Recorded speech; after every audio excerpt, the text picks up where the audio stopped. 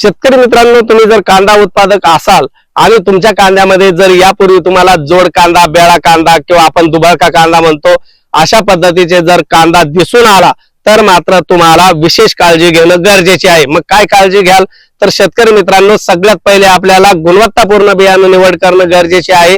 त्यानंतर खत व्यवस्थापनामध्ये पोटॅश आणि फॉस्फरस युक्त खतांचाच वापर केला पाहिजे, नत्राचा वापर टाळला पाहिजे।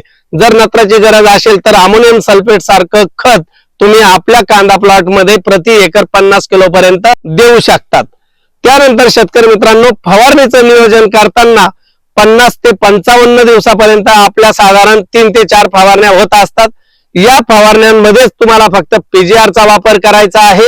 यानंतर केल्या जाणाऱ्या फवारण्यांमध्ये आपल्याला पीजीआर चा वापर करायचा नाहीये। त्यामुळे आपल्या कांद्याची जी वाढ आहे ती योग्य रीतीने होऊन जोड कांदा अजिबात होणार नाही। जर तुम्हाला वाटत असेल की आपल्या कांदा प्लॉट मध्ये जोड कांदा होतोय तर अशा वेळेस तुम्ही 200 ते 250 ग्रॅम बोरॉनची फवारणी घेणं गरजेचे आहे आणि खत व्यवस्थापनामध्ये कॅल्शियम वापरणं गरजेचं आहे। जर तुम्ही बेसल डोस मध्ये कॅल्शियम वापरला नसेल तर मात्र तुम्हाला पाट पाण्यातून कॅल्शियम देणं गरजेचं आहे। अशाच वेगवेगळ्या माहितीसाठी मला इंस्टाग्रामला फॉलो करा।